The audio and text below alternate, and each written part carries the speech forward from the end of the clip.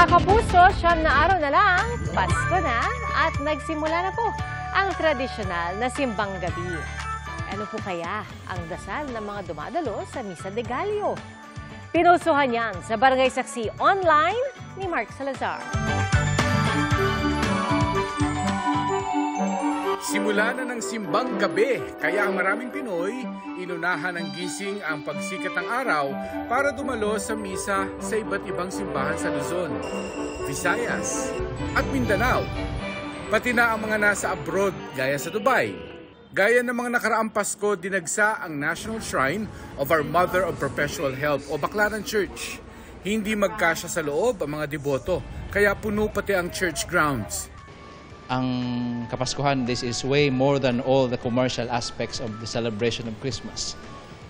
The very reason of Christmas celebration is Jesus Himself, the gift of God Himself through Jesus. May iba-ibang kwento ang mga nananalangin. Mayroong mga tila mabigat ang dinadala.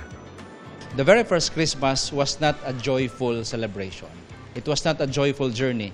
The Holy Family had their own share of struggles and difficulties nung paglalakbay patungo sa unang Pasko. At yun ay maaari nating paghugutan ng lakas, inspirasyon that in the midst of our personal struggles as well. At may mga nagpasalamat sa mga biyaya at munting himala ng buhay. Kompleto kaming pamilya at maligtas at masagana ngayong darating na Pasko. Magkakasama ng pulo yung pamilya namin. Nagka-bati-bati na po. Bakit magkakaaway dati? Last year po kasi nagka-problema. Si Nanay Nida, hindi raw natitinag ang debosyon sa kabila ng maraming pagsubok ng buhay. Una na nasunugan kami. Namatayan ako ng anak, ang hirap. Siya mga anak ko, sabi ng mga anak sa akin, Nanay, paano naman kaming 8 pa? Kung ikaw ay mawawala na ng sa amin. Sa kanya lang ako kumapit. Tinanong namin ang mga kapuso online, ano ang ipinagdadasal mo ngayong simbang gabi? Sabi ng isa, sana raw ay magkita silang muli ng amang 10 taon niya nang hindi nakakasama. Dasal ng isa pa, makabayad na sa lahat ng utang. Habang hiling ng isa pa, good health, long life at magkaroon ng love life at bagong trabaho. Marami ang nagdarasal ng good health at blessings para sa kanilang pamilya. Pati paggaling sa sakit ng mga mahal sa buhay. May mga nagdarasal ng lakas at mahabang buhay para sa kanilang sarili para makapagtrabaho at maitaguyod ang pamilya.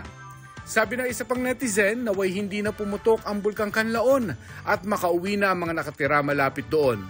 May mga nagdarasal din ng pagbabago sa bansa, sa sistema at mindset ng mga mamamayan.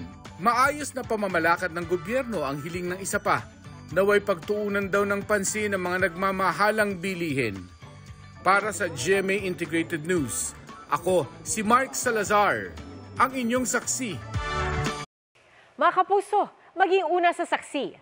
Mag-subscribe sa GMA Integrated News sa YouTube para sa iba't ibang balita.